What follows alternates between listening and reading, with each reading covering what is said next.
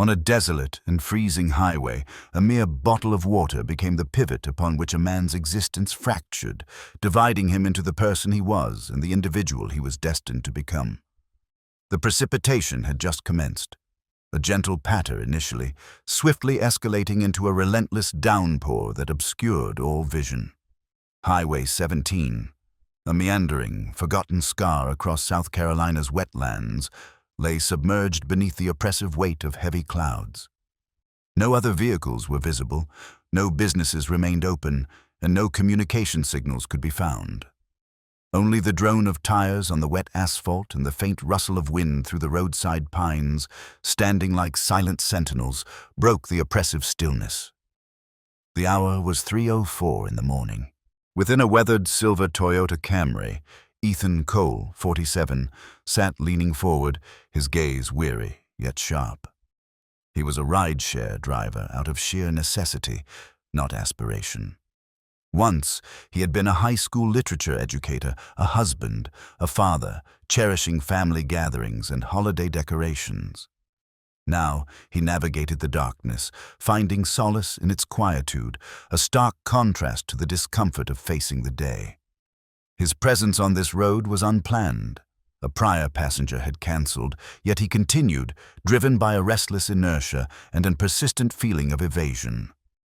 Then, a solitary figure appeared by the roadside, not signaling for a ride, nor beckoning for assistance, but simply walking with a measured pace, head bowed against the wind. Barefoot, his thin shirt clinging to him, sodden. It was not his attire that caused Ethan's knuckles to whiten on the steering wheel, but rather his aura, an otherworldly presence that seemed to transcend time. Prudence dictated he drive on, as he normally would, but an inexplicable impulse compelled him to apply the brakes. The tires emitted a soft hiss as the vehicle decelerated.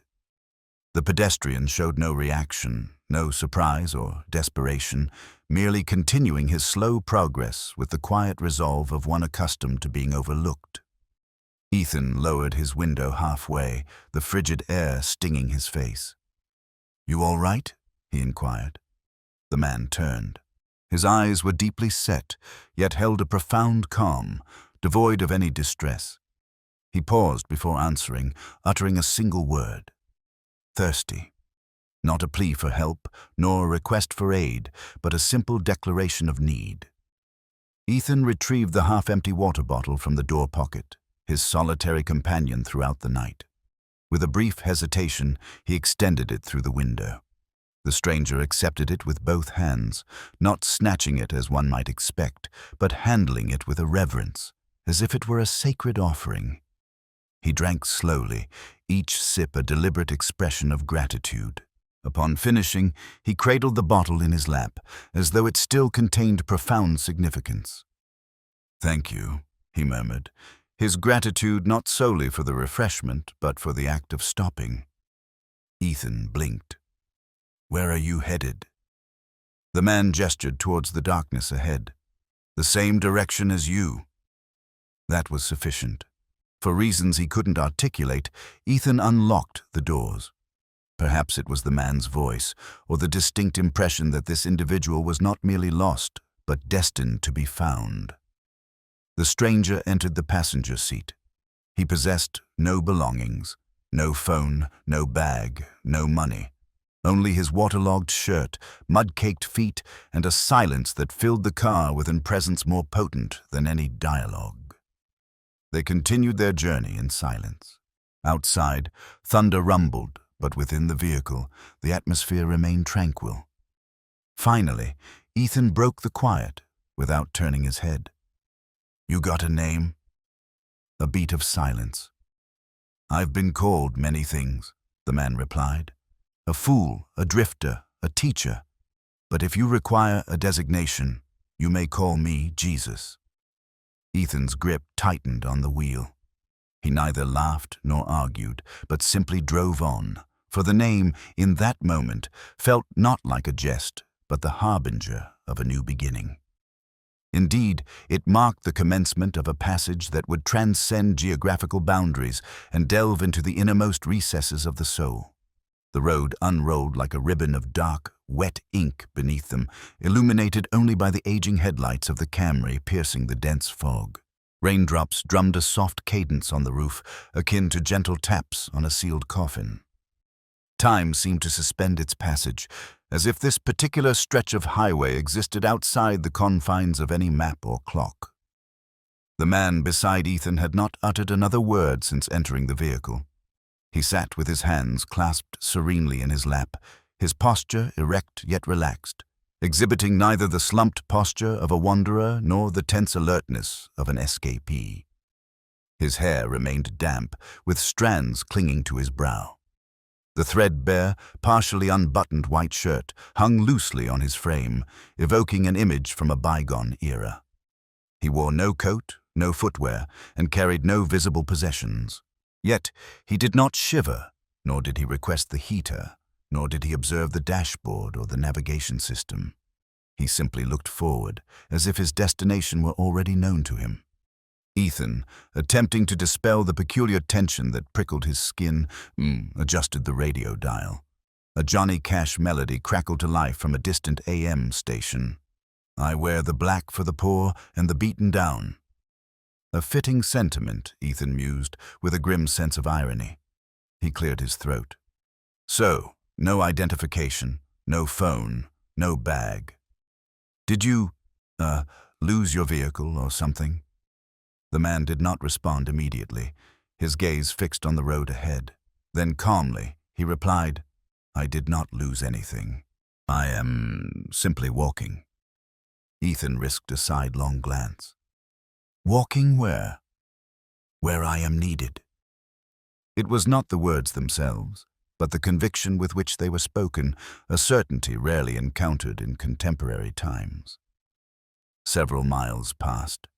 The rain abated slightly, and mist rose from the asphalt in ethereal waves.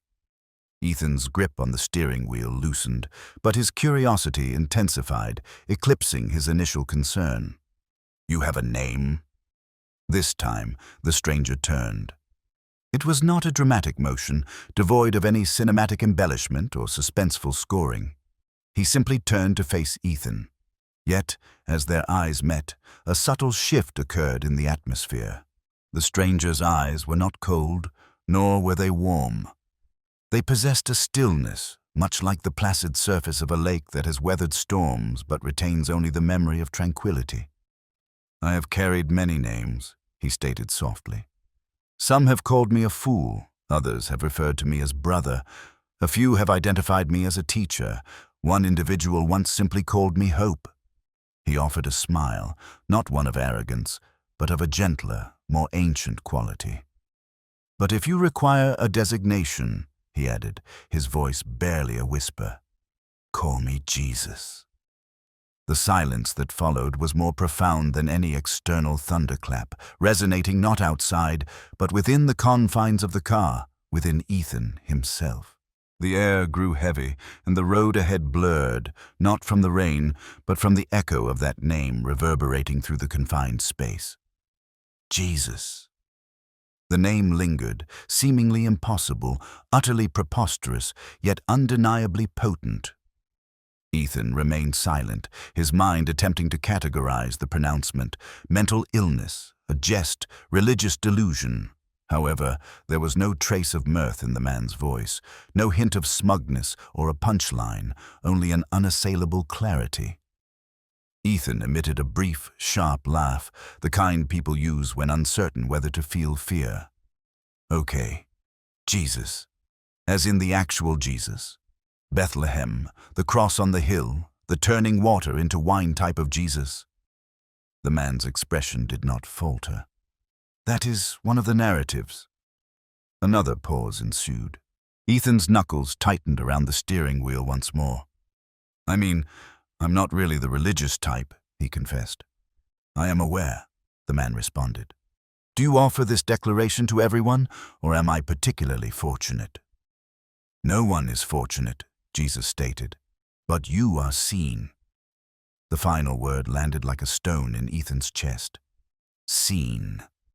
No one had uttered those words to him in years, not since before his divorce, not since his daughter ceased responding to his messages, not since his brother had stated, "Don't attend the funeral if you can't be bothered to be family."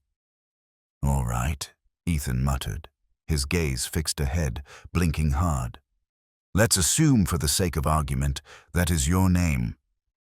Why me? Why tonight? Why this particular highway?"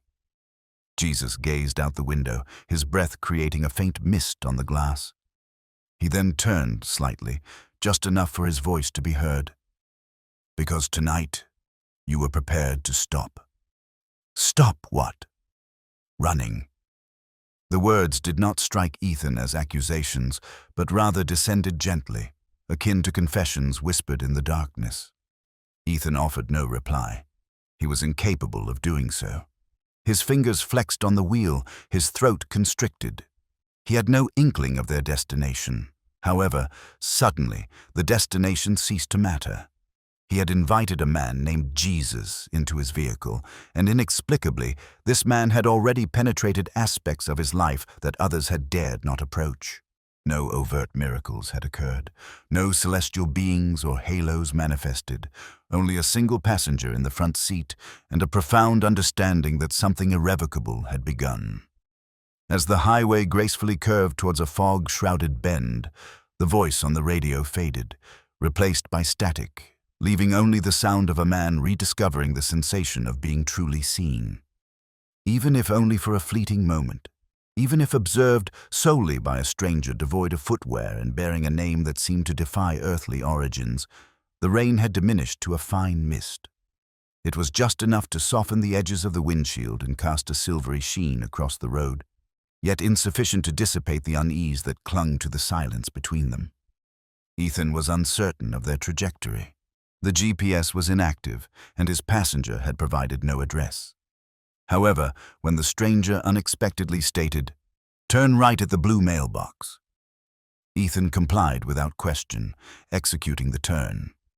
The Camry's tires crunched on the gravel, descending into the entrance of a trailer park concealed behind a shuttered service station, its neon sign flickering feebly in the mist. A dilapidated metal fence, rusted and bent, marked its perimeter. There were no streetlights, no barking dogs. Only the quiet creak of the vehicle navigating the narrow, muddy lanes. They passed rows of faded mobile homes, many patched with duct tape, plywood, or sheer optimism. Christmas lights, inexplicably still illuminated in mid-November, adorned one, suggesting either forgetfulness or a refusal to let go. Then, Jesus spoke again, his voice calm and clear. "That one with the blue tarp." Ethan steered the vehicle to a slow halt beside a solitary, expansive trailer, the kind that appeared precarious enough to be dislodged by a strong gust of wind. The porch light was extinguished, and a faint yellow glow emanated from a single window, indicating someone was still awake inside. As they exited the car, the air greeted them like a damp exhalation. Ethan shoved his hands into his coat pockets, while Jesus remained unfazed, his bare feet touching the cold, wet gravel as if he felt no sensation. He knocked once on the rusted door, a gentle, unhurried sound. A woman opened it, appearing to be in her mid-20s, or perhaps younger. The lines etched on her face suggested a life far exceeding her years. Her eyes were red-rimmed and swollen, and a smear of dried soup marred her shirt. From within, the sound of shallow breathing, like the flutter of a trapped creature, echoed from a back room. She regarded them, two strangers in the dim light, without inquiring as to their identities. Instead, she whispered, "You're the doctor?" Jesus offered no verbal reply. She blinked, her voice tinged with despair. "You're too late. He's burning up. There's no insurance, no car, no clinic open this late. I tried wet cloths, prayers, I even—" Her voice faltered. Jesus nodded once. "May I come in?" She stepped aside. The trailer exuded an atmosphere of sickness and fear. Ethan hesitated at the threshold, but followed, his head bowed. Inside, the air was thick and humid, saturated with the scent of illness, sorrow, and the burden of sleepless nights. The walls were adorned with aging wallpaper that peeled at the corners. In the corner sat a cheap, oscillating fan, motionless. On a makeshift bed of blankets and couch cushions lay a boy, no older than 6, curled and shirtless, his skin flushed a fiery red, his forehead slick with sweat. His breaths came in shallow gasps, his lips dry, his eyes rolled halfway back. Ethan froze. He had encountered sick children before, but there was an unusual stillness in this room, as if the world had paused, awaiting the first sound to break the silence. A breath or its absence. Jesus entered without hesitation, carrying no medical bag, no thermometer, no diagnostic tools. He simply knelt beside the boy, reached out, and placed a hand on the child's fevered brow. There was no radiant light, no cinematic shimmer, merely a hand, worn, calloused, and warm. The boy stirred faintly, a subtle tremor in his chest. Then his breathing deepened, his skin cooled, his brow unfurrowed from pain, and his eyes slowly, softly opened. He looked first at the ceiling, then turned his head and met the gaze of the woman, his mother. A single word escaped his lips. "Mom." She collapsed beside him, sobbing, not with grief, but with the profound relief of someone who had been submerged for hours and had finally resurfaced. "Thank you, God," she whispered repeatedly, clutching her son tightly. "Thank you." Jesus stood. He offered no words. She turned to him, still holding her son. "Who are you?" she asked, her voice trembling. "A nurse? A preacher? What?" Jesus merely smiled. "It was not I," he said softly. "It was your love that held him here. I merely helped open the door." Ethan stared, uncertain whether he was witnessing a miracle, a coincidence, or something entirely different. But one thing was undeniable. Something had irrevocably shifted within that room, and it was not solely the boy.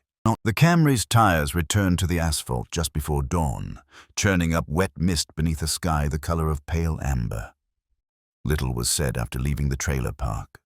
The mother stood on the steps in her mismatched slippers, holding her son close, her eyes conveying silent prayers, not to the heavens, but to the barefoot stranger receding into the fog. Jesus remained silent, as did Ethan. However, the silence felt different now, less burdened, more expansive. They proceeded northward, towards an old service road that veered behind the county highway. Ancient trees lined the path like sentinels, shedding leaves in gentle spirals. Ethan no longer knew their destination, nor did he inquire. It was then that a sign appeared. Cooper's 24-hour gas and grocery, 2 miles ahead. A flickering red and white neon beacon marked the edge of a gravel lot, situated between 2 disused motels and a row of vending machines that had likely not been restocked since gas prices were significantly lower. Ethan pulled in, partly for the restroom facilities and partly for a caffeine boost. However, Jesus was not looking at the fuel pumps. His gaze was fixed on the far end of the station, near the rear alley, where overflowing dumpsters cast deep shadows. There, barely visible under the dim security light, sat a teenager, perhaps 15 or 16 years old.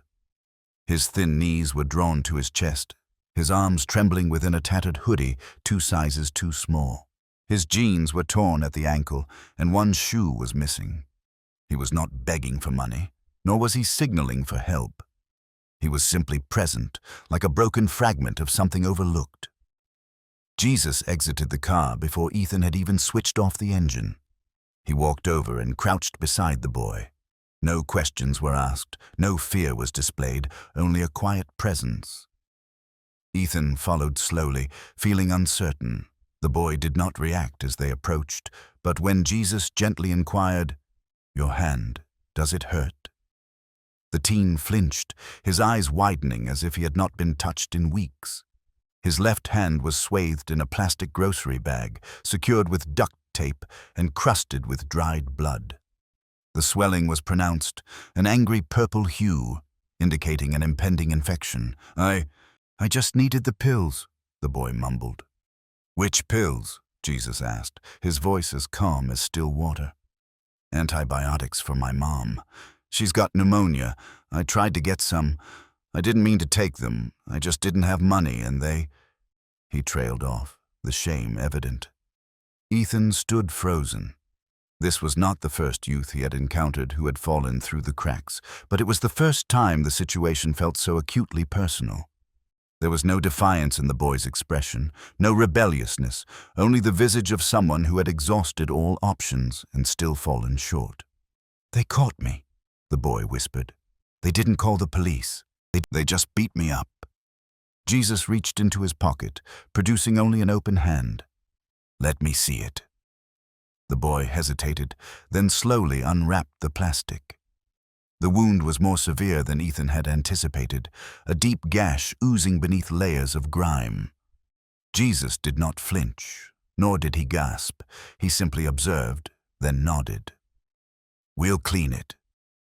Ethan, acting on instinct, turned back to the car, rummaging through the trunk.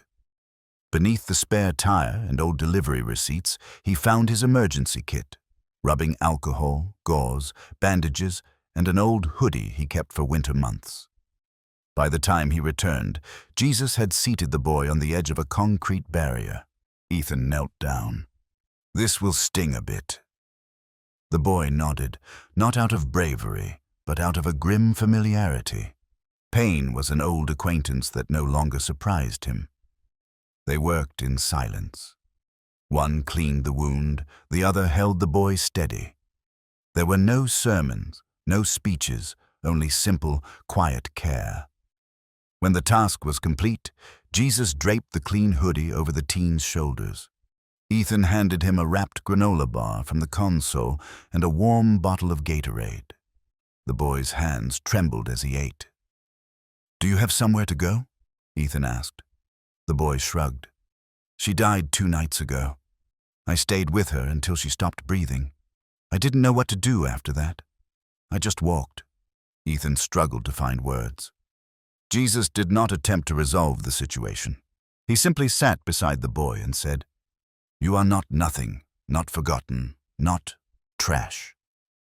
The boy blinked hard, as if the words stung more than the wound. Ethan watched him exhale, his shoulders lowering, his chest finally expanding. For the first time since their arrival, he looked like a child again. Simply a child. And sometimes, a child does not require a rescue. He merely needs someone who will not look away. The road unspooled quietly beneath the pale morning sky. No one in the car spoke much after they departed the service station. The teenager, whose name was revealed to be Jesse, slept soundly in the back seat, his hoodie pulled low over his head, his bandaged hand resting on his chest. His breathing was slow, steady, and peaceful, a calm that might have been absent for days. In the front, Ethan drove without a designated destination. He no longer needed one. Whenever they reached an unseen point on the road, Jesus would gently indicate, "Here." And that was where they stopped. Around 9:12 in the morning, as the sun half-heartedly attempted to penetrate the clouds, they arrived at a small, dilapidated bus station on the outskirts of a forgotten town in North Carolina. The building appeared to have undergone its last renovation during the era of payphones. Cracked tiles, yellowed schedules taped to dusty glass, and a vending machine displaying an out-of-order sign. But it was not the building that commanded attention. It was her. An elderly woman sat on a bench at the far end of the platform, slightly hunched, her hands tightly gripping a plastic shopping basket resting on her lap. Her hair was white, tied into a bun that had largely come undone. She wore a faded coat over a floral print dress and a pair of well-worn sneakers. Her eyes, clouded but alert, scanned the horizon beyond the bus lot, as if awaiting someone's arrival. Jesus unbuckled his seatbelt. "This is it." Ethan followed, leaving Jesse undisturbed in the back seat. As they approached, the woman did not turn her head, her gaze remaining fixed outward. In her lap, partially concealed beneath the basket handle, lay a worn envelope, its edges softened by years of folding, unfolding, and being held in trembling hands. Jesus sat beside her first. No greeting, no intrusion, merely a quiet presence. After a moment, she spoke softly, as if addressing the air rather than them. 17 years. Jesus nodded once. You kept the letter. She finally turned, her eyes narrowing slightly. You're not with the Veterans Office, are you? No, ma'am. Ethan stood a few feet away, observing. The woman looked back down at the envelope. He sent this in 2008 from overseas, said he was coming home for Christmas.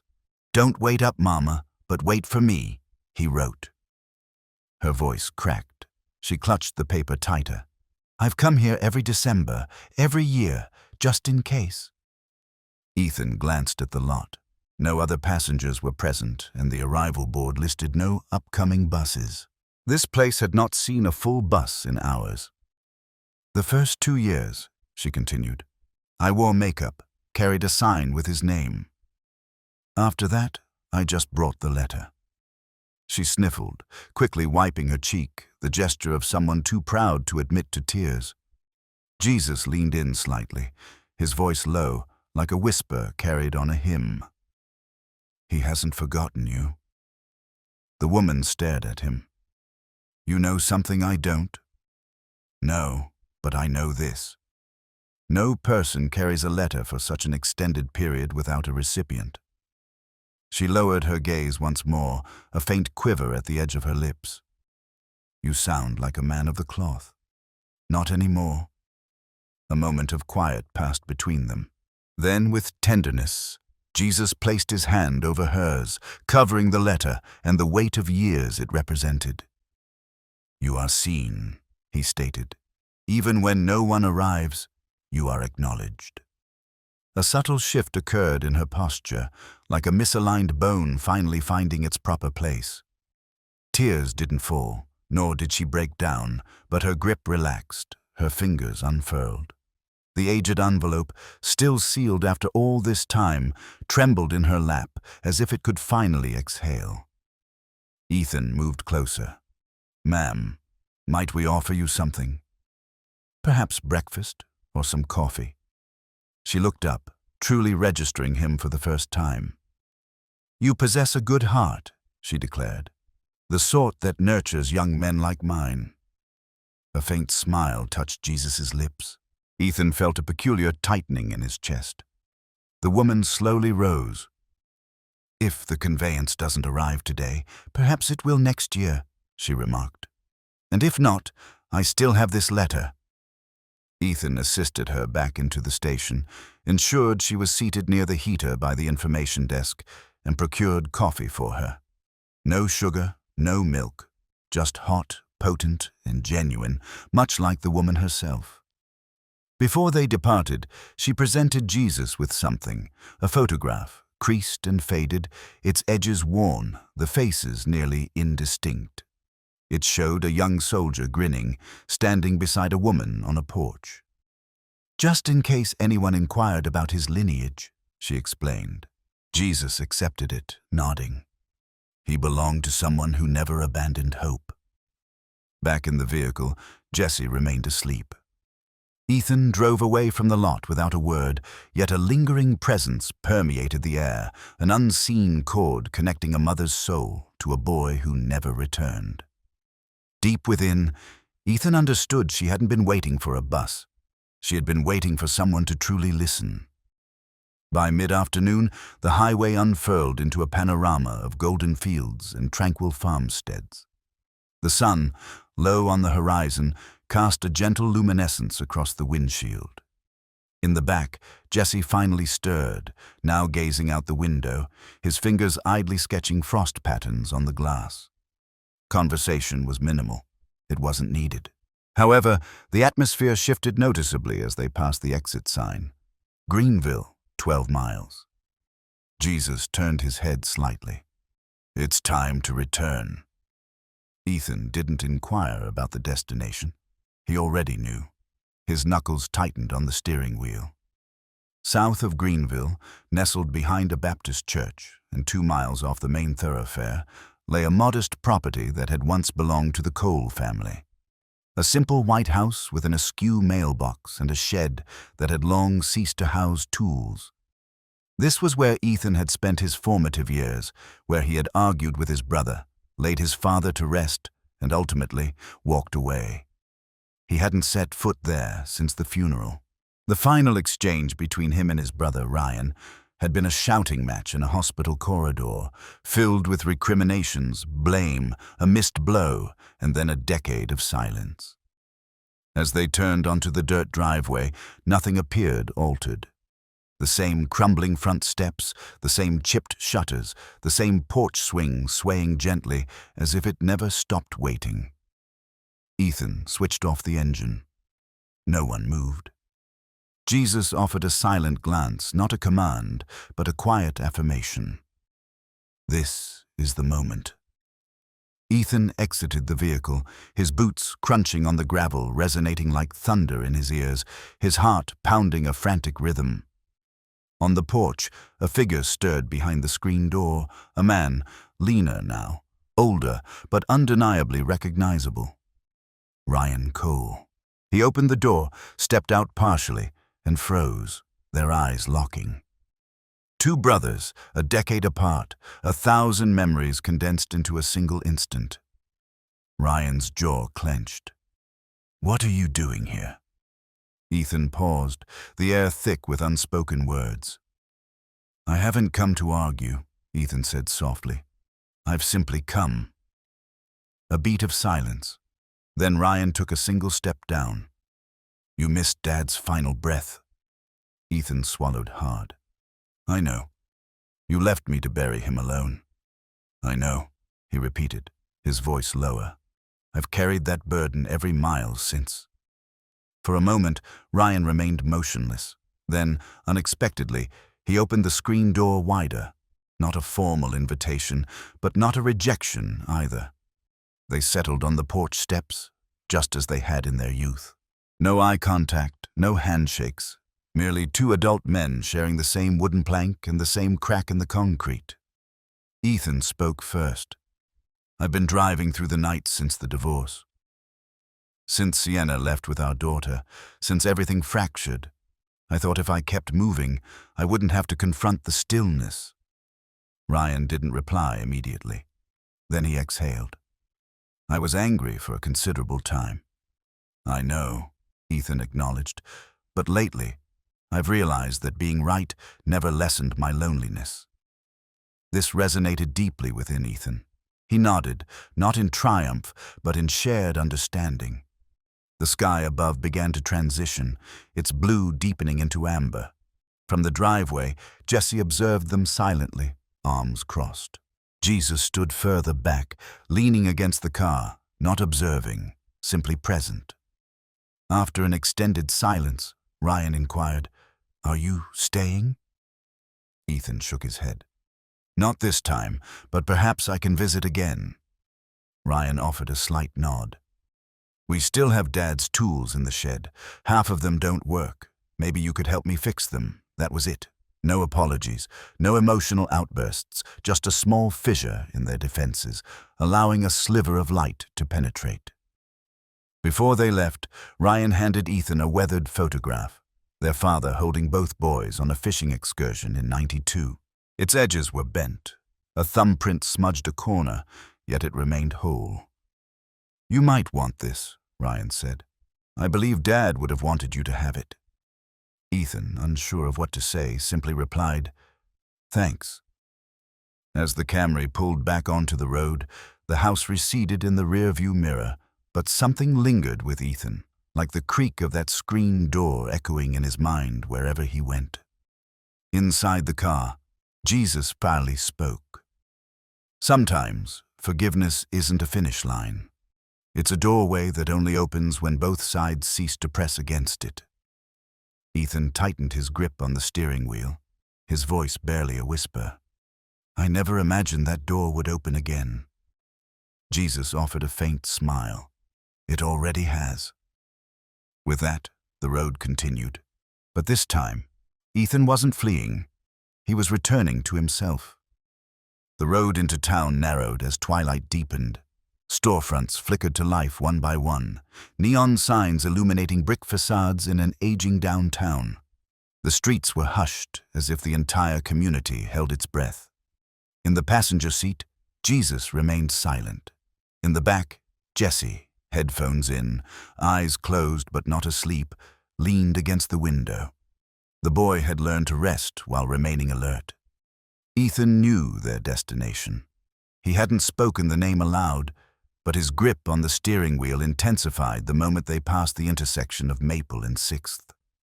That bakery, that awning, the soft green paint on the windowsill, faded from view. He hadn't seen it in 3 years, not since the funeral. Sienna's Bread, a small artisanal bakery established by his late wife, Sienna, now operating against all odds, run by their daughter, Claire. The last time he had seen her was in a church pew, clad in black, her face ashen. She hadn't acknowledged him during the service, hadn't spoken at the wake, merely stood at the gravesite with a hand on her mother's casket before walking away. He had never had the chance to say goodbye. Ethan pulled over across the street, cutting the engine. The lights were still on inside. Through the window he saw her hair pulled back, an apron dusted with flour, her focus intense, her demeanor strong, older than he recalled, yet undeniably his daughter. Jesus looked over without a word. His eyes conveyed everything. This is where the pain began. This is where you must stop running. Ethan remained still, keys clutched in one hand, his breathing shallow. She probably detests me, he murmured. She likely feels pain, Jesus responded quietly. Just as you do. Ethan opened the door. Each step toward the bakery felt heavier than the last. Not because of the distance, but because of the intervening years. He pushed the door open. A small bell chimed above. She looked up for a fleeting second. Nothing moved. Not her hands, not his breath.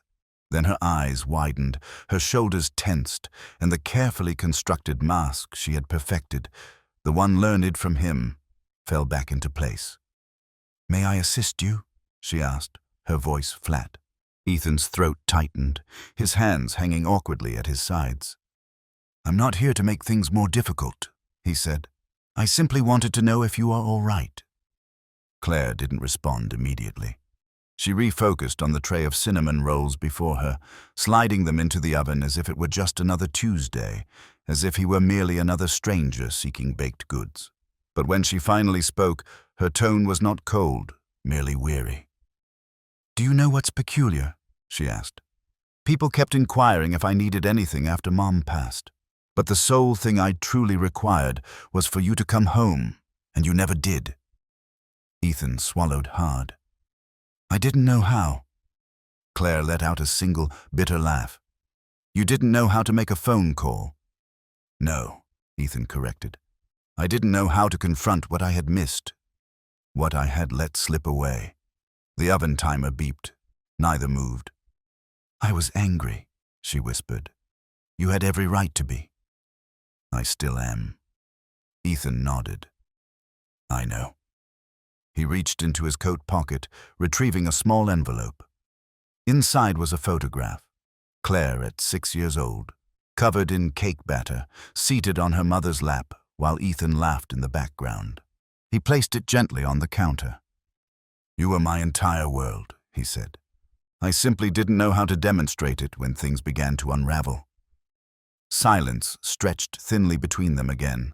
Then Claire slowly removed her apron, setting it down. She didn't cry, didn't rush to embrace him, but she walked to the counter, picked up the photo, and held it for a long time. "Finally," she said, "I bake cinnamon rolls every Thursday." "Mom's recipe.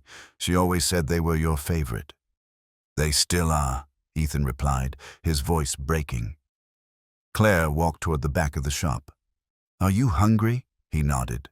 She returned with 2 rolls, warm and steaming, wrapped in parchment. "You can sit if you wish," he offered. They ate in silence, father and daughter, no longer divided by grief, but cautiously rebuilding from the ashes. At one point, Claire slid a mug of coffee across the table. "It's not forgiveness," she said, "but it's a beginning." Ethan nodded. "I'll accept that." Outside, the street was deserted, but within that small bakery, something shifted. Not dramatically, not perfectly, but sufficiently. A commencement. And somewhere just beyond the glass, Jesus stood watching through the window, one hand resting lightly on the hood of the Camry, as if bestowing a blessing for the journey ahead. The sky had softened with the evening light, a golden spill bleeding into lavender, stretching long across the dashboard. Ethan sat in the driver's seat, a half-eaten cinnamon roll wrapped in a napkin beside him, the scent of butter and sugar still lingering in the air. Claire had walked him to the door without a farewell, without an embrace, just a nod, but that nod signified everything. In the back seat, Jesse remained quiet, observing, perhaps understanding more than he revealed, perhaps not. Jesus sat beside Ethan once more, still serene, watching the shadows lengthen as the sun descended below the horizon. Then came the words, "Take me back." Ethan required no further explanation. He turned the key. The engine rumbled to life. They pulled away from the bakery, from the town, from the daughter whose silence no longer inflicted the same sting. They drove in silence, tires humming beneath them, the radio off, only the sound of the road and the occasional gust of wind slipping through the partially open window. It wasn't until they had left the last gas station behind that Ethan realized their destination, and when he did, his hands began to tremble slightly on the wheel. The curve, the ditch, the shoulder, the fog. They were returning to the very spot where it had all begun. Back to that quiet stretch of Highway 17 where a man, barefoot and nameless, had stood in the rain, asking for water. The road ahead was empty, the world was dimming. Yet somehow the place appeared brighter than it had the night they first passed it.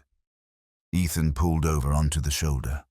The same gravel crunch beneath the tires, the same tall grass lining the ditch, the same cracked asphalt under the fading light. He put the car in park. No one moved at first.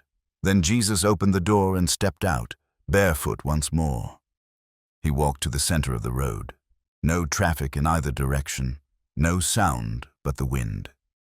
He crouched down, ran his fingers across the gravel, paused, then stood and turned to Ethan. "This is where you stopped," he said, "and this is where I depart." Ethan stepped out of the car. His voice was tight in his throat. "Wait, just like that." Jesus nodded. "This was never my destination, merely my assignment." Behind them, Jesse also exited the vehicle, arms crossed over his chest. The boy's hoodie hung loosely on his slender frame. His eyes flickered between Jesus and Ethan, uncertain whether this marked the end of the road or merely another beginning. Ethan walked closer. "I don't know who you truly are," he said. "A man, a preacher, a symbol, a ghost. I still don't comprehend." Jesus smiled, a soft, steady expression. "You don't need to understand. You just needed to stop." Ethan's eyes burned. "Why me?" "Because you were weary. Because you were angry. Because you believed running would bring you freedom, when in reality it rendered you invisible." He glanced at Jesse, then added, "And because someone needed you to see them before you could see yourself." The wind picked up gently, a soft breeze brushing past as if nature itself were sighing. Jesse took a few hesitant steps forward. "Where will you go?" Jesus bent slightly, tapped the boy's chest just above his heart. "Wherever someone else needs a reason to stop." He placed his hand on Ethan's shoulder, holding it there for a beat, a final blessing. Ethan opened his mouth to speak again, but before the words could form, a gust of wind stirred up dust from the road. He lifted his arm to shield his face, and when he lowered it, Jesus was gone. No footsteps, no silhouette, just a patch of gravel, quiet and empty. Jesse spun around. "Wait, where did he go?" Ethan didn't answer. He didn't need to. He looked down at the road. Right where Jesus had stood lay the empty water bottle, the same one Ethan had given him on that rainy night. But now it was full, sealed, and ice cold. Jesse bent down and picked it up, turning it in his hand as if it was something sacred. "He left it," the boy whispered. Ethan looked toward the ski. No thunder, no lightning, just light. A strange, gentle light breaking through the clouds even as night fell. He walked back to the car. Jesse followed. They climbed in, closed the doors, and sat there for a while. Not speaking, not driving, just breathing in the stillness that descends only after something sacred has departed. And when Ethan finally turned the key again, the car rolled forward as if something had shifted in the world. Not dramatically, not audibly, but profoundly. The car moved as though it had shed a heavy burden, no longer dragging its weight, but simply floating forward under a sky smeared with the last vestiges of daylight. There was no urgency, no final destination, only the road and time. Inside the car, something had transformed. The man who once gripped the steering wheel as if it were a lifeline now drove with a different bearing. Ethan Cole sat straighter, not with pride, but with a sense of grounding, his hands relaxed, his shoulders less burdened. He still had the same miles to traverse, but now he was not running from anything. He glanced in the rearview mirror. Jesse was there, still quiet, still guarded, but his eyes were no longer hollow. The hoodie fit him better now, not because it had changed size, but because he had begun to inhabit it. Neither of them spoke much, but the silence had become something different, something hallowed. It no longer shrieked, it listened. Somewhere beyond Asheville, they stopped at a rest area overlooking the mountains. Ethan stepped out and inhaled the crisp air, filling his lungs, sharp and clear like the first breath after being submerged for too long. He hadn't realized how much he had missed the sensation of air, untainted by guilt. Jesse joined him at the overlook, clutching the water bottle Jesus had left behind. They stood side by side, not looking at each other, merely observing the layers of blue ridges fading into the horizon. "Where to now?" the boy finally asked. Ethan took a moment before answering. "Wherever someone needs to be seen." The boy nodded. That was sufficient. They re-entered the car, and Ethan pulled back onto the road, headlights piercing the dusk with steady resolve. Not far ahead, a young woman with a duffel bag stood near a mile marker, her thumb raised halfway, uncertain if anyone would stop. Ethan slowed down, rolling down the window. "Are you all right?" She hesitated. "I just need to get about 10 miles. The bus dropped me off early." Ethan unlocked the door. Jesse shifted a backpack to make room. The girl climbed in. "Thanks. Not many people stop anymore." Ethan looked at her in the mirror. Sometimes that's all someone needs. They drove on, the miles unspooled like pages of a new chapter being written in real time. Some nights, Ethan slept in motels, others in the car. He didn't pick up every hitchhiker, but he took the ones no one else would. There was the single mother who had just escaped an abusive relationship, her 2 children asleep in the back seat. The elderly man attempting to reach his wife's grave before their anniversary. The college dropout with bandaged wrists who hadn't spoken to his parents in 2 years. Ethan didn't ask questions. He simply listened. And slowly, he became a man people trusted with their silences. Each stop wasn't a miracle. Not all stories concluded with an embrace or a revelation, but something occurred each time. A slight unraveling of pain, a subtle shift in someone's posture, a tear that escaped unnoticed, yet cleansed something on its path downward. And Jesse stayed. He initially addressed Ethan as Mr. Cole, then as E. Eventually, he called him Uncle E. During summers, he assisted with the driving. In winters, he distributed hand warmers from the back seat. On Sundays, they sometimes stopped at a local church, not to sit in the pews, but to leave a box of pastries outside for whoever arrived last and might be hungry. One evening, as they crossed the Mississippi River, Jesse inquired, Do you think he was really him? Ethan didn't hesitate. He was who I needed him to be. And that was enough. They never encountered Jesus again, but they didn't need to. Because now, every time they stopped, Ethan saw him in the frightened eyes of strangers, in the small acts of kindness exchanged between broken individuals, in the light that dawned in someone's face when they realized they mattered. Ethan had become the kind of man he once believed existed only in old books or sermons he had ceased to believe in. Not perfect, not heroic, simply present. And the car, that aging Camry, its seats worn from years of shared silences, had become more than mere transportation. It had transformed into a mobile sanctuary, a confessional on wheels, a vessel of grace with a dented bumper and 300,000 miles of accumulated stories.